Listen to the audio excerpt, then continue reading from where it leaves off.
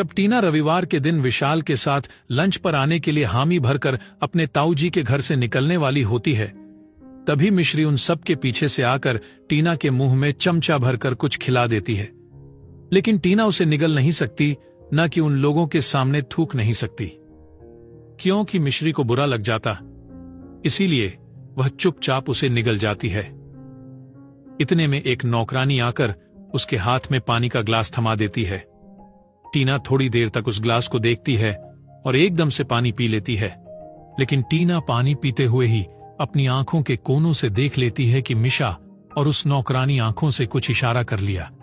टीना समझ गई और तुरंत ताऊ जी से विदा ली और घर से निकल गई। आहान ने भी नमस्ते कर दिया और टीना के पीछे चला गया। ना ही टीना के ताऊ जी और ना ही उनके बच्चों ने आहान पर इतना ध्यान दिया था, क्योंकि उन्हें लगा आहान टीना का कोई एम्प्लॉई होगा और उसके बारे में कुछ ज्यादा ना ही पूछा या ना ही जानने की कोई कोशिश की। इसी बात पर टीना मन ही मन खुश होते हुए कार के अंदर बैठ गई और वहां से जल्दी चलने के लिए ड्राइवर से कह दिया। टीना को अब खांसी हो रही थी और उसके मुंह से कोई भी बात नहीं निकल रही थी। आहान परेशान हो गया और वह टीना का पीठ सहलाते हुए ड्राइवर से पूछा, काका, बॉस को कुछ हुआ है, जल्दी से कहीं साइड में रोक लो। टीना ने ना में सिर हिलाया और बड़ी मुश्किल से अपना मोबाइल निकालते हुए उसमें कुछ टाइप किया और आहान की तरफ बढ़ा दी। आहान ने मोबाइल अपने हाथ में लेकर पढ़कर हैरान हो गया। उसमें लिखा था, call Suhel, take me to hospital quick.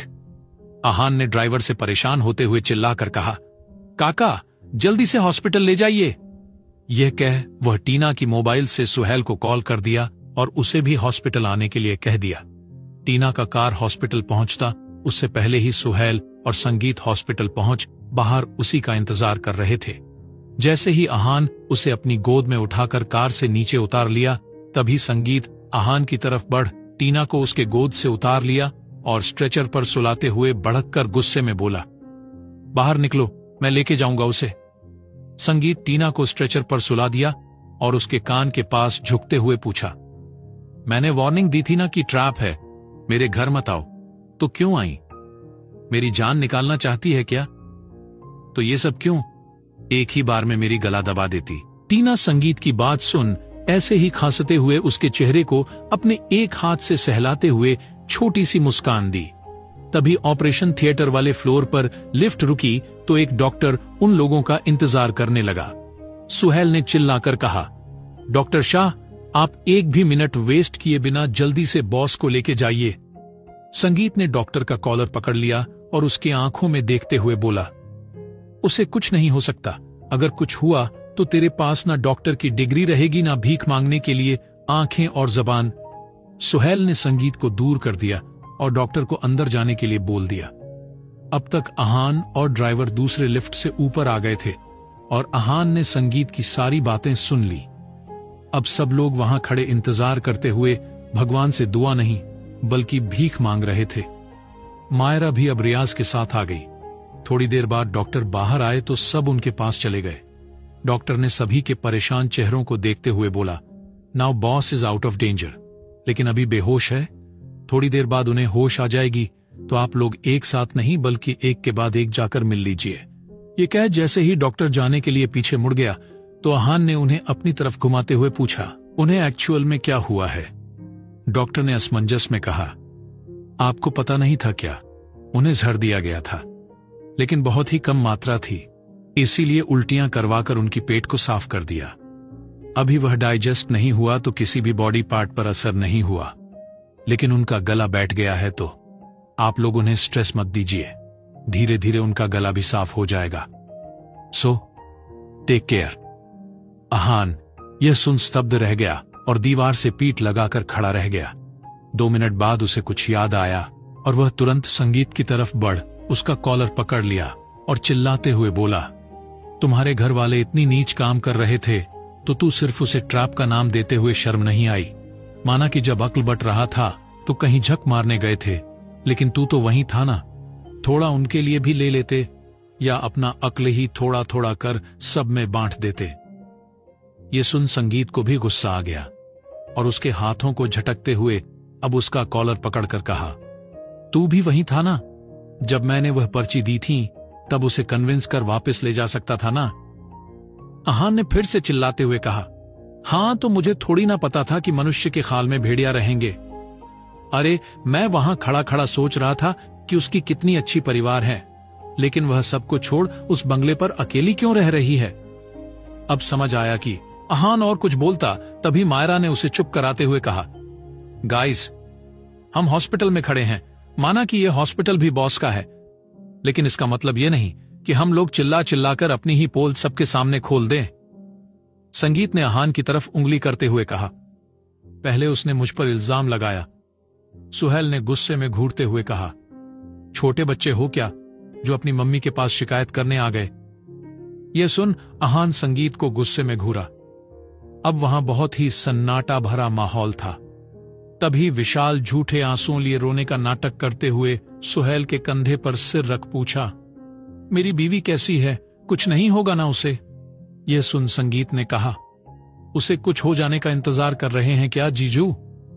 वैसे आप यहां कैसे और पता कैसे चला? विशाल अपना सिर उठाकर आवाज जिस तरफ से आई उस तरफ देख रूंधे गले से बोला, तू भी यही है संगीत? वह मेरी जान है, दिल का टुकड़ा है, तो मुझे कैसे पता नहीं होता? मैं हमेशा अपने 2 बॉडीगार्ड्स उसके पीछे उसके प्रोटेक्शन के लिए छोड़ रखा है। उन्होंने ही ये इन्फॉर्मेशन मुझे दी। संगीत ने हल्का सा मुस्कुरा दिया और तंज कसते हुए पूछा, जब वह जहर खा रही थी तो कहां थे आपके बॉडीगार्ड्स? विशाल इस बात से झेप गया और कुछ बोलने ही वाला होता है कि तभी एक नर्स आकर उन लोगों को देखते हुए कहा, पेशेंट को होश नहीं आया, लेकिन अगर कोई उनसे जाकर मिलना चाहता है तो जाकर देख सकते हैं। सब लोग एक दूसरे को देख ही रहे थे। तभी विशाल वार्ड की तरफ बढ़ते हुए नर्स से कहा, मैं उसका पति हूं तो पहले मेरा नंबर आएगा। सब चुप हो गए और नर्स ने विशाल को अपने हाथ से अंदर जाने का इशारा किया तो विशाल जल्दी से अंदर गया और दरवाजा अंदर से बंद कर दिया। यह देख वहां खड़े सब लोग आंखों आंखों में इशारा कर लिया। अहान ने भी उन लोगों को देखा, लेकिन उसे कुछ समझ नहीं आया। मायरा उसे पास बुलाकर कुछ बताती, उससे पहले ही टीना के वार्ड से मशीनों से बीप की बड़ी ही तेज आवाज आनी शुरू हो गई। दूसरी तरफ से डॉक्टर्स की एक पूरी टीम टीना के वार्ड में चली गई और विशाल को बाहर भेज दिया और डोर अंदर से बंद कर दिया। थोड़ी देर बाद डॉक्टर शॉ आए और परेशानी भरी आवाज में कहा, जहर ने शायद उनके दिमाग पर असर कर दिया, इसीलिए वह कोमा में चली गई। ये सुन सब लोग हक्का बक्का रह गए तो वहीं विशाल सबके सामने आया और चिल्लाया, मैंने कुछ नहीं किया, मैंने कुछ नहीं किया। यह कहते वक्त ऐसा लग रहा था कि वह सदमे में था और कहते हुए ही वहां से भाग खड़ा हुआ। डॉक्टर वहां से चले गए और अहान हड़बड़ी में टीना के पास गया और उसके पास उसका हाथ पकड़कर बोला, क्या हुआ है तुम्हें? ऐसा नहीं हो सकता। तुम दाटीना रायचंद हो, सब पर हुक्म चलाने वाली। तुम अभी उठ जाओगी ना? यह सब कहते हुए अहान रो रहा था। तभी सुहेल अंदर आया और उसके कंधे पर हाथ रख बोला, बॉस ठीक हो जाएंगी, आप फिक्र मत करो। उनका वजूद बहुत ही स्ट्रांग है, वह खुद को कमजोर पड़ने नहीं देंगी। देखना, वह पहले की तरह अच्छे से चल फिर सकेंगी। अहान को कुछ याद आया और वह अपने आंसू पोंछते हुए अपनी जगह से खड़ा हो गया और वार्ड से बाहर संगीत के पास गया और उसका कॉलर पकड़ पूछा, तेरे घर वाले बॉस के साथ क्या करना चाहते हैं? जल्दी से बोल, वरना लंका दहन तुझसे शुरू कर दूंगा। यह सुन संगीत ने अपने हाथ खड़ा कर लिए और मायरा से बोला, देखा इसे, हम टीना के बारे में सोच सोच कर परेशान हो रहे हैं और ये महाशय लंका दहन की बात कर रहे हैं।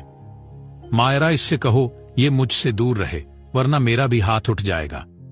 रियाज ने दोनों को शांत किया और बोला, ये वक्त आपस में लड़ाई करने का नहीं, बल्कि मिल बैठकर बात करके एक सॉल्यूशन तक पहुंचने का है। अहान ने कहा, अब एक ही रास्ता है, जिसने भी यह किया, ये संगीत उसे घर से बाहर निकालने में हमारी मदद करेगा और मैं अपनी हाथों से उसका गला दबाकर मार दूंगा, ताकि जेल के सलाखों के पीछे रहकर उन्हीं सलाखों को गिन सको, है ना? वह आते हुए निकुंज ने कहा।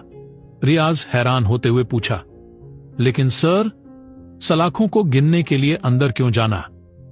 बाहर से भी। वह आगे कुछ और कहता, सुहेल ने पीछे से रियाज के सिर पर जोर से मारा और कहा, हर वक्त बकवास बातें ही करता रहता है। अब तो सुधर जा, जल्द से जल्द तेरी शादी होगी और तेरे बच्चे होंगे, कुछ तो शर्म कर। निकुंज ने गंभीर आवाज में कहा। चुप रहो, मेरी बात गौर से सुनो। सुहेल, अब अगर तेरे सारे पुर्जे सही सलामत हो तो अभी के अभी जाओ और विशाल पर नजर रखना शुरू कर दो। हर एक अपडेट मुझ तक पहुंचनी चाहिए। सुहेल ने हां में सिर हिला दिया और वहां से चला गया। निकुंज ने रियाज को देख बोला, अगर विशाल से कोई मिलने आया या वह खुद ही किसी से मिलने जाएगा, मैं तुम्हें मैसेज कर दूंगा और तुम उस शख्स पर नजर रखोगे। आहान ने गुस्से में बोला, इन सब की कोई जरूरत नहीं है। विशाल को 2 दिन भूखा रखकर टॉर्चर करेंगे तो वह खुद ब खुद सब उगल देगा। निकुंज ने आहान पर तंज कसते हुए कहा, लगता है तुमने जेल जाने का पक्का इरादा कर लिया है। ये सुन सब लोग हंस पड़े तो आहान ने गुस्से में सबको घूरा और कहा, मैं मजाक नहीं कर रहा। निकुंज ने फिर से कहा, मैं भी कोई चुटकुले नहीं सुना रहा हूं। बिना एविडेंस किसी को पकड़ना कानूनन जुर्म मानते हैं। एक बार अपने पापा और भाई के बारे में सोचो। तुम्हें उनके लिए अच्छी जिंदगी नहीं चाहिए क्या? या तुम खुद अपने प्यार के साथ अच्छी जिंदगी जीना नहीं चाहते? यह सुन आहान को टीना की याद आ गई और संगीत को दिखाते हुए निकुंज से कहा, मुझे तो विशाल के साथ साथ इसके घर वालों पर भी शक है। अब सब लोग चुप हो गए और संगीत टीना के वार्ड में चला गया। निकुंज अपने साथ मायरा और रियाज को लेकर नीचे चला गया। वहां पर आहान और ड्राइवर के अलावा कोई नहीं था। अब तक सबकी बातें सुनते हुए ड्राइवर भी परेशानी में वहीं बैठा था। आहान ड्राइवर के पास बैठते हुए पूछा, काका, क्या आपको पता है कि बॉस को जहर किस लिए दिया गया? यहां वार्ड में संगीत टीना के पास बैठ उसका हाथ पकड़कर रूंधे हुए स्वर में पूछा, क्यों? आखिर क्यों? तुम मेरी बात कभी नहीं मानती? कितनी बार समझाया तुझे उनके सामने मत आओ, लेकिन सुनती क्यों नहीं हो? क्या टीना की कहानी यहीं समाप्त होगी? ऐसे कैसे राजदफ्फन है अतीत में जिसकी वजह से टीना को जहर दिया गया? क्या ड्राइवर आहान को कुछ बता पाएगा? जानने के लिए सुनते रहिए।